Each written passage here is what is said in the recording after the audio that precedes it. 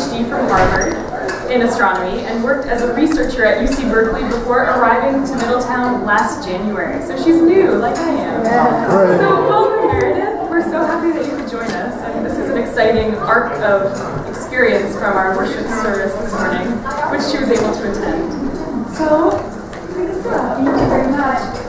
So I particularly want to thank Reverend Julia and all of you for inviting me to share your service this morning and to discuss with you some of the exciting ideas about astronomy and our place in the universe that I get to think about every day, but maybe you don't get to think about every day. So the title of my talk is How to Build a Planet, although I'm actually going to spend the first half telling you how to build a planet, and then the second half telling you a little bit more about the history of life on our planet and our place in the universe right now, and some of the observations and efforts that have been made to think about our place in the universe, and particularly life in the universe. So I wanted to start off by telling you about how we learn about how to build a planet, how we learn where planets come from, and in particular some of the observations that you can make, that people have made throughout the centuries that have led them to dream about the origin of our planet and our place in the universe. So the first thing I wanted to show you is, let's see, is it possible to turn down the lights at all? Yes. So you guys can see. I have some pretty pictures and I want to make sure that you see all the pretty pictures. So, great. So the first observation that you all can make with your eyes from your backyards that tells you something about the origin of planetary systems is if you just look up in the night sky from Middletown. You can do this really literally from your backyard. And if you can learn to identify objects in our solar system. So here's the moon. I'm sure you're all familiar with that one. But here are a couple of planets in our solar system. Right now in the night sky, actually, if you go outside, Jupiter is extremely, extremely bright in the early evening. If you can find the constellation Orion, and you look up above Orion's left shoulder, you'll see this blazing bright thing, and that's Jupiter. So if you can learn to identify the moon and Venus and Saturn and some of these other planets in our solar system, you can start to make the basic observations that tell us about the origins of our solar system. And what you'll notice is that you can't just look anywhere in the sky and find a planet, actually. People, maybe you thought you could, maybe you didn't, but if you look at planets in our solar system, objects in our solar system, including the moon, you'll see that they actually pretty much form a line in the sky. They aren't distributed randomly all over the sky, they form a line with each other in the night sky. And in addition to that, you'll notice that if you watch the moon or Venus or Saturn or Jupiter from night to night, from month to month, from year to year, that they move along this line, and they move all in the same direction pretty much. They move from the west to the east, night by night, month by month, year by year. And then you can use a small telescope to look even closer at planets like Jupiter, and you can see that Jupiter rotates on its axis. It has a system of moons that you can see casting shadows on the surface of Jupiter here that orbit counterclockwise around the planet Jupiter. And you start to realize that if you were to look down at our solar system from up above the North Pole of the Earth, everything in our solar system, this is all of the asteroids in the inner solar system that you're seeing here, everything in the night sky pretty much rotates around counterclockwise. So those observations tell us that our solar system is flat and that it's all spinning in the same direction. And it didn't have to be that way, right? Those were some of the basic observations that led people to think about, where did our solar system come from? How did it start? Next, let's think about Orion. How many of you have seen the constellation Orion in the night sky? Yeah, many of you, right? So this is what the constellation Orion looks like. And if you took a telescope and zoomed in on Orion's sword here, just with your eyes, and actually you can all do this, you can all come visit Wesleyan. We have public observing nights every clear Wednesday during the semester, and once a month on Saturdays we open up our giant refracting telescope, the 8th largest refracting telescope in the country. If you came to Wesleyan and looked through a telescope at the sword in Orion, this is what you would see. You would see a little smudge. And it's a beautiful little smudge. It's actually a stellar nursery. This is a place where stars are forming. We can look at this smudge and we can see the process of star formation happening before our very eyes. This is what you would see if you looked through a telescope at Wesleyan, but if you looked with the Hubble Space Telescope, it gets even more beautiful. And this stellar nursery, when I show people the nebula through the telescope, I tell them these are the youngest stars you'll ever see.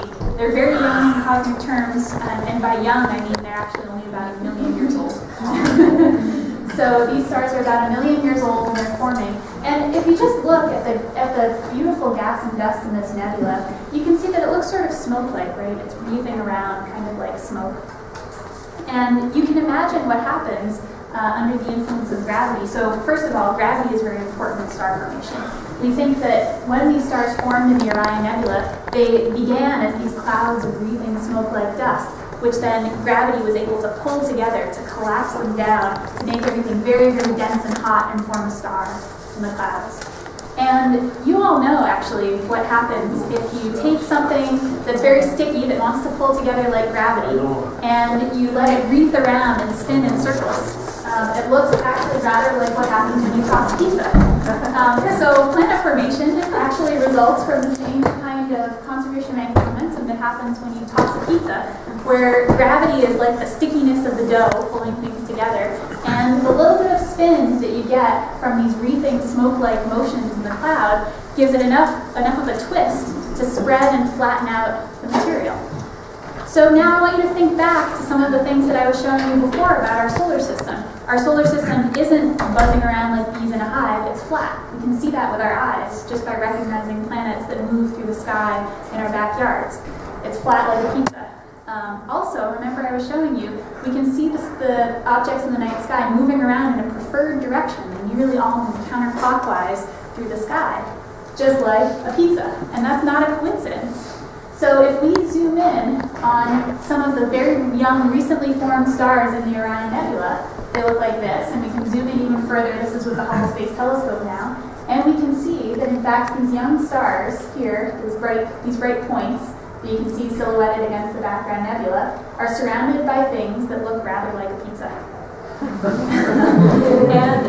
And so this is how we learn about the origins of planetary systems. Actually, this is one of the very basic ideas that we have about the origins of planetary systems, is that planets form out of flattened disks of gas and dust that are orbiting these young stars.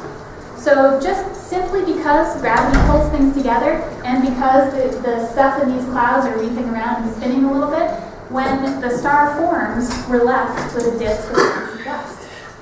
And there's even one other naked eye observation you can make that links our presence here on the Earth to these distant young solar systems, and that is, has anybody, I'm going to guess the answer is no, but I'm going to ask anyway, has anybody ever noticed the zodiacal light? Have you ever seen the zodiacal light? This is actually something that you can see with your eyes, not from Middletown, you need a dark sky, but our solar system has one of these disks of dust. It's called the zodiacal light, and if you go somewhere dark, and you stand at sunset and you look at the western horizon, you can see this band of light stretching up from the horizon in that same plane that all of the planets in our solar system are traveling through. It's really a naked eye observation. You just need a dark place to be able to see it. So here's one of my favorite pictures of a circumstellar disk. It's from a little bit closer to home than these other pictures of circumstellar disks that I've been showing you. And so our solar system has a remnant disk of dust from when it was formed. So all of these observations together tell us that solar systems form out of a single cloud of gas and dust flattened into a disk. That's our basic understanding of where planetary systems come from. So that leads us to this idea, which is a strange idea, that the Earth formed from the same stuff as the sun. And you might say, well, yeah, of course, but it's not really of course, right? We look at our solar system and things look very different. Yeah. So just to give you a slightly quantitative idea of how different they are, we can look at the sun, and you can see that the sun is made of about 3/4 hydrogen, 1/4 helium, with only a small fraction of heavier elements. And then we look at the Earth, and we see that the Earth has almost no hydrogen and helium. This is by weight, right? We think of the Earth as having a lot of hydrogen, right? Because hydrogen is one of the main elements in water, and we think of our Earth as a watery planet. But actually, by weight, if you add up all of the elements in the Earth, even though water covers a lot of our surface, it's actually not a lot of the mass of our planet as a whole. So hydrogen and helium make up less than 1% of the total mass of stuff on the Earth, and nearly all of it is heavier elements like oxygen and magnesium and silicon and some of the things that make up the interior of our planet. So actually the Earth is very different from the sun in composition. So how could they possibly have formed out of the same material? Well, we can go farther out in our solar system and look at Jupiter, again about 3/4 hydrogen, 1/4 helium, but it has 2 or 3 times as many heavy elements as the Sun. And I put a person on here also, not to be goofy, but well, a little bit to be goofy, but also because if we look at a person is composed by weight of about 10% hydrogen, nearly all of it the water in our bodies, right? And 90% heavier elements. So the point that I want to make here is that where do most people form? On the Earth, right? Most people form on the Earth, that I know of anyway. Everyone I've ever met has formed on the Earth. And yet the composition of people who form on the Earth is very, very different from the composition of Earth as a whole. So this process is biology, and this process is more physics-oriented, but the idea here is that even if you form out of the same stuff, you might not wind up with the same composition in the end. So let's talk a little bit about how that works in the solar system. Why do things wind up with these different compositions? So let's take a little tour of the solar system. If you were an alien and you came to the solar system and you started off at the sun and wanted to take a little tour of the planets, what would you see? Well, first you get to Mercury, which is not a very nice place to stay if you're an alien. It's a little bit hot. Then you might go out to Venus. Well, Venus is a little bit better. It's still kind of hot though. You know, the surface is hot enough to melt lead and it rains sulfuric acid, but still, it's this rocky little dirt ball, just kind of like Mercury. Earth, very similar, rocky dirt ball to Venus. It has all these critters crawling all over it, so it's a beautiful place to visit though if you're an alien. So you might start to think, I'm getting the hang of this solar system, right? Oh, here's Mars too, another little rocky dirt ball. And then, all of a sudden, there's Jupiter. And Jupiter is completely different from any of the inner solar system planets. So if you were taking this tour of the solar system, at first you would think that the solar system is composed almost entirely of these rocky dirt balls. And then all of a sudden you get to Jupiter, which actually looks much more in composition like the Sun, and you'd see that the middle of the solar system is composed of these gas and ice giants. But something happened here, right? It's very odd that all of these planets are little rocky dirt balls and all of these planets are enormous ice and gas giants. And we think that what happened here in the early solar system is that this is where the snow or frost or ice line was. And what does that mean? Well, that means that in the young solar system, in the inner solar system, it was very hot. And so things like water and ammonia were all in their gaseous forms. So there was basically no ice to cling together to form the cores of these planets. And outside this line, things like water, carbon dioxide, ammonia, all of a sudden got just cold enough that they could freeze and they could become icy. And solid material is what builds up the cores of planets. So outside the snow or frost or ice line, there was all of this ice in solid form that could build up the cores of these planets. And so we think that right outside this line, the amount of solids in the solar system jumped by a factor of 4. And it allowed us to build up giant planet cores and hold on to the gas, the hydrogen and helium that makes up the envelopes of Jupiter and Saturn, and build these enormous planets in the outer solar system. So we think that the ultimate composition of the planets results from where they formed in the solar system. If they formed inside the snow or frost or ice line, it was only the heavier elements that are much rarer in the solar system that were in solid form, the oxygen and the silicon and the magnesium. And then outside this line, many, many more of those elements were in solid form, and so you can build up these gigantic gas and ice giants. So this is a pretty good story, right? We have inner rocky planets, gas and ice giants in the middle, where all of those cold things could be in solid form, and then this icy outer belt that we call the Kuiper belt, which has Pluto and Charon and some of these other very small planets. But the thing that we want to know is whether this is normal. So I've told you a very nice story now about how the solar system formed. You know, there was stuff creeping around in the Orion Nebula. It got pulled together, it got spread out in a disk, and the stuff in the middle of the disk, it was too hot to form huge giant planets, so we got little rocky dirt balls. And then all of a sudden, we got just cold enough that we could freeze all these solids into ice form, so we made the ice giants. This is our story of how the solar system forms. But the question that we want to ask is whether our experience here on Earth in our solar system is normal, is representative of the entire galaxy. So we want to ask that question. We can do this now. We could not do this 20 years ago. We couldn't do this when I was born 30 years ago, 36 some years ago. I won't tell you all of them.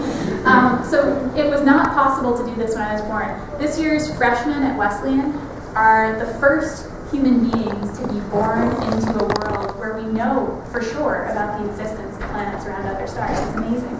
The first planets around solar-type stars were discovered in 1995. So most of us in this room, maybe all of us in this room, were born into a world where we could imagine planets around other stars, but we didn't know for sure that they existed. And that has changed for adults now, for 18-year-olds.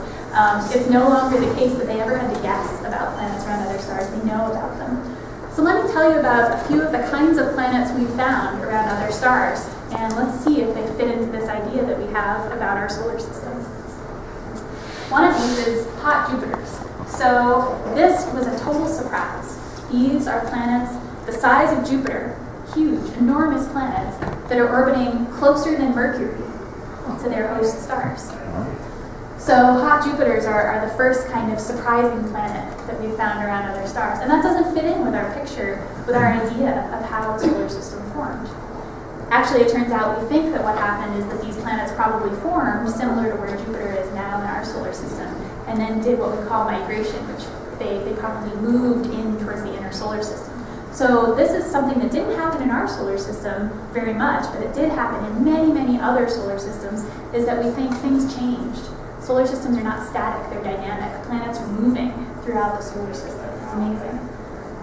Another thing that we found, that we have nothing like this in our solar system, is super-Earths. And a super-Earth is a rocky planet that's about 2 to 10 times the size of the Earth. In our solar system, there's this very abrupt jump from Earth, which is the biggest terrestrial planet, to things like Uranus and Neptune. There's nothing in between. But in other solar systems, there's something in between. So did these form in a special place in these other solar systems? Why is it that there's a whole class of planets out there that we just don't have in our solar system? This is a question that's been raised by learning about other solar systems. And finally, we see things that are, so these are 3 planets orbiting around a star. The star is hidden in these speckles in the middle here. But these are 3 planets orbiting around a star. Each of these planets has a mass, something like 10 times the mass of Jupiter, and yet it's located out beyond the distance of Pluto from these host stars. So when we first started looking at planets, we expected that other planetary systems would look very much like our own. And we found an incredible diversity of planetary systems, of types of planets that we never imagined being in our own solar system. So now we're having to work to come up with new ideas about where solar systems come from and how they form. So, is our solar system normal? Let's come back to this question now. The answer, so you might get the impression from what I've just told you that our solar system is not normal. But actually, we still don't know. We know now that there's a huge diversity of planetary systems, but we don't know, do most of them look like ours, or do most of them look like these strange planetary systems that we found? And let me try to explain to you the reason that I can't actually answer that question for you right now. So this is a list. I pulled this down from a database last night. This is a picture that shows you nearly all of the planets that we found so far. Actually, you might have seen in the news this week, they just announced the discovery of 715 new planets, confirmed planets. That actually doubles the number of planets that we knew about last week. So it's really an incredible time. Things are moving very quickly, and those new planets hadn't yet been added to this database as of last night. But here are all of the planets that we knew of before Wednesday. And here, I'm making a plot here where on this axis we have the mass of the planet and units of Jupiter masses. So Jupiter is this massive. These are planets more massive than Jupiter. These are planets less massive than Jupiter. And this is the distance from the star to the planet in units of the Earth's orbit. So we call that an astronomical unit. The distance of the Earth from the sun, we call an astronomical unit. It's our standard distance measurement. So the Earth is this far away from the sun. These are planets that are farther from the sun, and these are planets that are closer to their host stars. So if we look at this diagram, let's see where Jupiter in our solar system, let's think about how our solar system would fit onto this diagram. Jupiter is about 4 times, 5 times the distance of the Earth from the sun, and its mass is 1 Jupiter mass. So we look along this line, we come out here, and we find that actually there are tons of planets similar to Jupiter around other stars. So at least in that sense, we know that our solar system is normal. Many, many solar systems have Jupiter-sized planets at the distance of Jupiter from their central star. That's fantastic, right? This is telling us that our experience may well translate to lots of other solar systems. Then let's think about the Earth, right? Because we care the most about the Earth. I care a lot about the Earth. So let's think about the Earth. So, okay, here's the distance of Earth from the Sun. Now the mass of Earth is about 1,000 times less than the mass of Jupiter. So it's down here somewhere. So we look here and we see a blank. But what does that mean? Does that mean that really Earths are rare in the universe, that we are alone, that we are unique? Actually, it turns out no. What that means is that the methods that we have to find planets right now are very, very good at finding heavy planets, because heavy planets have big effects on their star. And they're very, very good at finding planets that are close to their host star, because they whip around lots of times, so it's easy to look for them. So we're really good at finding these planets up here, and we're really good at finding these planets over here. Turns out, right now, we're not so good at finding these planets over here. So if you look at our methods and ask, if there were Earth-like planets around other stars, would we have seen them yet? The answer is no. But we are so, so close. We are really on the cusp. The Kepler Space Telescope was a telescope that was designed to look for Earth analogs. I have to talk about it in the past now. It's been up since 2009, and it's been staring at one patch of the sky, looking for planets in that patch of the sky. And actually, this is where those 715 planets came from that we know about. It was designed to look for planets on the Earth. However, two things happened. Stars are noisier than we thought they were. Stars can be very active. They can have a lot of, like you've seen sunspots on the surface of the sun. And we weren't prepared for how active most other stars are compared to our star. So we a little bit underestimated how long it would take us to find Earths with Kepler. And the other thing that happened is that Kepler died. Kepler had two, what we call reaction, well, it had 3 reaction wheels in the telescope, and these were the wheels that allowed the telescope to point at one place in the sky. They were like little gyroscopes that said, point this direction, not over here, point over here. And that died just about several months ago. So Kepler got us so close to finding Earth-like planets around other stars, but we're going to need the next generation of space telescopes to tell us whether our solar system is normal and whether, in particular, our planet Earth is normal around other stars.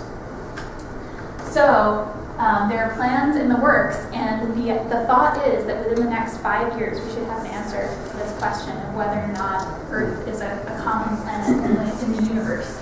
So Kepler has found all kinds of things. Kepler has found planets that are the density of styrofoam. It's found planets that are blacker than coal. It's found planets that orbit 2 suns, just like the planet Tatooine in Star Wars. So Kepler has found this incredible diversity of planetary systems, but it just couldn't quite answer the question of whether or not our solar system is normal. Actually, this is a map of all of the multiple planet systems that Kepler has discovered. And these, you can see that here it's clicking up by days, right? So some of these planets take weeks to orbit their sun, and some of these planets take hours to orbit their sun. They orbit very quickly. But this is the diversity of planetary systems that Kepler has showed us. And Kepler has told us something else that's even more earth-shattering, right? It's told us that on average, there is at least, minimum, 1 planet per star in our galaxy. That tells us that on average, every planet, every star in the sky, when you look up in the sky and you see all of those stars, every star has at least 1 planet around it on average. It might mean that there are 6 around one star and 0 around another star, but on average, 1 planet per star minimum. So that's one of the amazing things that Kepler has showed us, is this incredible diversity of planetary systems. And you zoom in and there are just more and more planets. Here you can see some of these systems have 5, 6, 7 planets in them. Planets are everywhere in our galaxy. So there are lots of other missions that are looking for planets around other stars. And so we are really about to find out the answer to this question of whether or not the Earth is a normal planet. So I'm going to summarize what I've told you about planet formation and then move on to talking about life in the universe for another 5 or 10 minutes or so.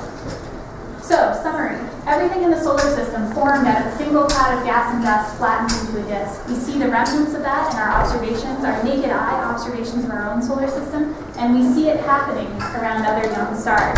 Planet formation is ubiquitous. It seems to happen for nearly every star, and planets are very common in the universe. Planet properties are determined by where they form in these disks of gas and dust. So we think that, so we see lots of evidence that there are rocky planets, that there are gas giant planets, and we observe a huge variety of these planetary system architectures. But we can't yet, and we are just on the cusp of answering this question, we can't yet determine how normal our solar system is. So our solar system and our galaxy are just one small piece of this enormous universe. This is something called the Hubble Ultra Deep Field, and this is the Hubble Space Telescope. The director of the Hubble Space Telescope has a little bit of time that he or she gets to decide what to do with. And one of the directors of the Hubble Space Telescope decided to stare at a blank patch of sky for days. Anytime the Hubble Space Telescope was free, anytime the director could grab a little bit of time, he would take the telescope and stare at this blank patch of sky that's smaller than the eye of Theodore Roosevelt in his eye and held at arm's length, right? Tiny, tiny patch of sky that looked completely blank. What does it look like? And this is what we see. Even when the sky looks black to us, we're seeing thousands, millions, billions of galaxies. Each of those galaxies has hundreds of billions of stars. Each of those hundreds of billions of stars has, at minimum, one planet, we now know, right? So our universe is teeming with planets. But what does that mean for life? What are our prospects for detecting life in the universe? And so one of the things that I did at Wesleyan recently, which was how I met Reverend Julia, is I was talking to the students at Wesleyan about life in the universe. And I talked to them, I had 10 minutes to talk to them about life in the universe. And one of the things that I did was I tried to make a timeline of what the history of life on Earth, if you could compress it into 10 minutes, what would the history of life on Earth look like? And what does that tell us about the time that we are now living in and our prospects for detecting life on other planets? So when I did that, I told them that 2 minutes in, this was life on Earth. 2 minutes into our 10-minute timeline of life in the universe, single-celled life emerged. And actually, that's pretty fast. 2 minutes into the 10-minute history of the Earth that we live on now, life emerged. And the fact that life emerged so quickly on Earth makes us think that maybe it's easy to form life.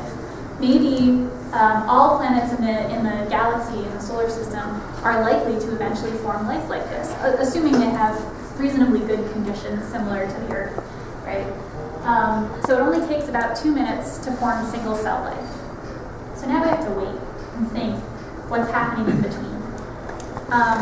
When I talk to people about life in the universe, I like to say that finding life in the universe is like finding love in the New York City subway system. There might be a lot of life out there, but for us to find it means that a lot of things have to go right. A lot of coincidences have to happen.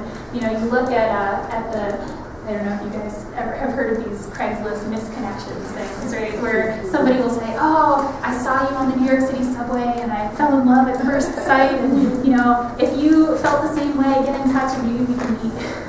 And the odds of somebody responding to those messages are, of course, minuscule, right? To find love on the New York City subway means you have to not be looking at your phone. It means you have to be talking to people. How often do we talk to people in the New York City subway? It means we have to be actively listening to people. We have to be receptive. So there are 8 million people in New York City, and the galaxy, I've just told you, there are at least 1,000 times more planets. So this is our galaxy, the Milky Way galaxy, and each of these stars has at least one planet around it, which means that there are 1,000 times more planets in our galaxy alone. This is our Milky Way galaxy that we live in. 1,000 times more planets than there are people in New York City. So what is it going to take to make contact, to find love, to make contact with another civilization? A guy named Frank Drake tried to put this into equation form. So these are a bunch of different factors, and so he's basically multiplying together probabilities and saying, okay, in order for us to find life on another planet, we have to know what fraction of stars have planets. Well, recently we've answered that question, right? It's about 1. what fraction of the stars that have planets that are suitable for life? Well, that's something that we actually know a lot about now. We've found many planets, many of these super Earths, these things that are 2 to 10 times the size of the Earth, that seem like they probably have liquid water on them, but they're not too hot, not too cold, they're sort of in that Goldilocks zone, where maybe life could exist. Of course, in our own solar system, there are 3 planets that we would call habitable, according to this definition. The Earth, which as we know is a pretty nice place to live, but also Mars and Venus, which are not such great places to live. So right now we have a sense of sort of, on average, might these planets be a nice place to live, but we don't know specifically. This one has oceans and clouds and beautiful blue skies like we have here on Earth. Some of them might have a runaway greenhouse effect like Venus, which makes them very hot, and some of them might have no atmosphere at all like Mars. So we're still figuring out exactly how many of the planets that we found are likely to be nice places for life. And then, on each of those planets that's a nice place for life, on how many of those planets did life arise? On how many of the planets where life arose did it become intelligent? On how many of the planets where life arose and become intelligent did they develop technology so that we could learn about their existence, where they could beam their information out into space? And how long did those civilizations last? Do they exist at the same time as us? So is it even possible for us to talk with them temporarily? So keep those in mind as I go through the rest of what I'm going to tell you about today. Let's see. So what do you guys think about this? If I put this up on this screen, how many of you could tell me exactly what it means? Bohouse thinks he could. One of my students is here, which is really exciting. So this is the only advertisement that we have actively beamed out as a species to tell the rest of the galaxy that we exist. This is it. It's called the Arecibo message. And this message, we beamed into space. We beamed it in one small part of the sky, and we beamed it for 3 minutes. In the history of humanity, right? This is our only advertisement to the rest of the galaxy that we exist. Now, in order for another civilization to find out about our civilization, they would have to have been looking at the right place at the right time during that 3-minute window. They would have to receive this message and figure out what the heck it means. There's actually a lot of information contained in this message if you can decode it.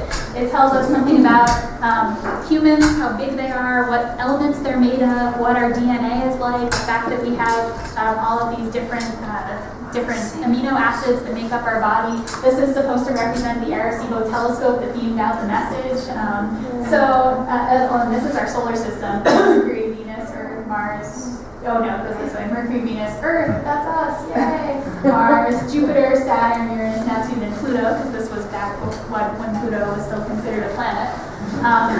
So there's even some out-of-date information in this message now. But we beam this message out for 3 minutes to say, hey, we're here and we want to communicate. If other civilizations similar to us are doing the same thing, you can start to see why it's unlikely that we would know right now that other civilizations exist. So let's think about aliens for a minute. If there are aliens in the galaxy that are trying to communicate with us, why haven't we learned of their existence already? There's something called the Fermi paradox. And so Enrico Fermi was a physicist. And one day he was eating lunch and thinking about life in the universe. And all of a sudden he said, wait, where is everybody? And he wrote a bunch of numbers on a napkin, he scribbled them down. And it turns out that if we think that life should develop frequently around other stars, and that if life around other stars develops and even in a small fraction of circumstances develops interstellar space travel, our galaxy should be teeming with life by now. Our galaxy is old, it's billions of years old, so there's been plenty of time to develop civilizations that were sophisticated enough to send emissaries to other stars. And so the Fermi paradox is, if there's a lot of life in the universe, why haven't we seen it yet? And some of the responses to the Fermi paradox include things like, well, maybe there is life in the universe, but it's hiding its existence from us. You know, it's sort of protecting us. It's leaving us in like a national park where we're supposed to be able to develop independently. Maybe that's it. Maybe civilizations do develop, but they destroy themselves before they have a chance to go out and explore the stars. Maybe civilizations do develop, but they haven't developed yet. Maybe we're living in a special time in the history of the universe. So let's explore that idea a little bit more. So 8 minutes into the history of life on Earth. Remember, we're putting the history of life on Earth into a 10-minute timeline. 8 minutes into the history of the Earth, this is the most sophisticated life that exists. This is when multicellular life developed, is 8 minutes into the 10-minute timeline of history on Earth. Okay, so 8 minutes out of 10 minutes on Earth, there would have been nobody to talk to, even if somebody had been trying to talk to us. Another idea that I really like comes from the director of the the Institute for the Search for Extraterrestrial Intelligence, SETI. Her name is Jill Tarter, and she has this great quote where she says, okay, we've started looking for life in the universe, but if you collapse it down among all the dimensions across which we might look through life in the universe, the amount of time, the frequency ranges that we've looked for signals, the types of signals that we've looked for, it's as though we took a glass of water, an 8-ounce glass, and we dipped it into the ocean, and we said, there are no fish in this glass of water that we dipped into the ocean. Maybe there are no fish in the ocean, right? It's silly to conclude, given the amount of searching that we've done at this point, that there's no life in the universe, because we've done the equivalent of dipping an 8-ounce glass into the ocean and saying that there are no fish, and therefore there are no fish in the galaxy. We are just beginning to search. 8 minutes into the history of life on the Earth, and we've only got multicellular life. 9 minutes, and we start to develop mammals. So we're looking now. We're starting to look, and we're going to continue to look, but we have searched almost nothing at this point. 9 minutes, 59 seconds into the history of life on Earth, the genus Homo develops, our earliest ancestors. We wait until a millisecond before the end of that 10-minute lifespan, and we get Galileo first turning his telescope to the sky. We wait a nanosecond, and the Hubble Space Telescope launches. So our modern view of what the universe looks like has been formed by essentially a nanosecond of our 10-minute cosmic timescale. We're just beginning to look, we're just dipping our glass into the ocean, and there's probably a lot out there to see that we haven't seen yet. So I'll just end by showing you this picture. How many of you have seen this picture before? Does anybody recognize it? Andrea recognizes it. Rainbow? What's that? Rainbow? A rainbow? Yeah, it looks like a rainbow. These colorful stripes are artifacts from a telescope. This is a picture of a planet. It's a picture of our planet. This is the Earth as viewed from the Voyager spacecraft. So the Voyager spacecraft got sent out beyond the orbit of Pluto. It's reached the edge of our solar system now. Right? It's our first step out of the solar system, the first thing from Earth that has left the solar system ever. So when it was about the distance of Pluto from the sun, it turned itself around and it took a picture of the Earth. And I'll leave you with a quote from Carl Sagan. There's perhaps no better demonstration of the folly of human conceits than this distant image of our tiny world. To me, it underscores our responsibility to deal more kindly with one another and to preserve and cherish the pale blue dot, the only home we've ever known. So we are just now reaching out beyond our home planet to think about life elsewhere in the universe. But we are so young as a species. We know so little that it's very important to protect the Earth that we have. You all know that, of course. And to think about the fact that we have this great conception of human history, but it's taken place in the last milliseconds of cosmic time on this tiny, tiny blue dot that represents such a minuscule part of the universe. So it's a call for stewardship, it's a call for exploration, and I welcome any questions that you have.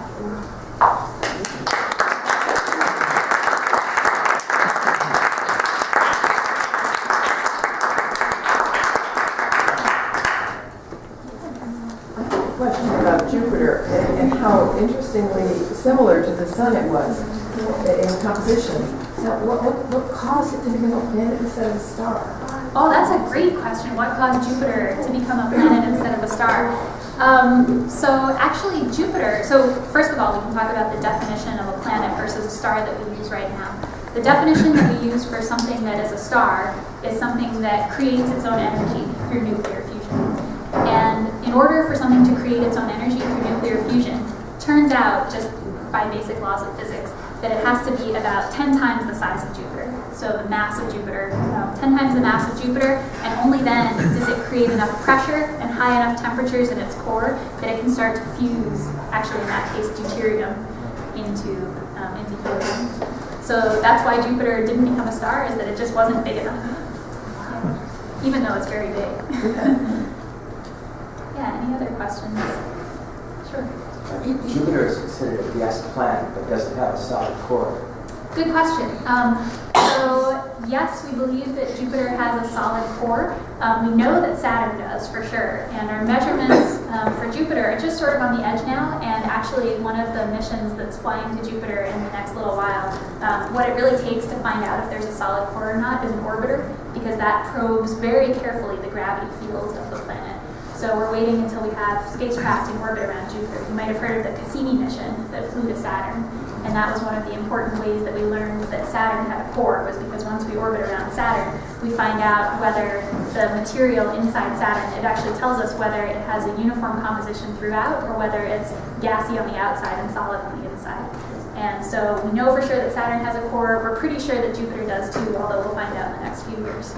Well, one more question. Yeah. Has NASA established a time frame for a man landing? On Mars? Yeah.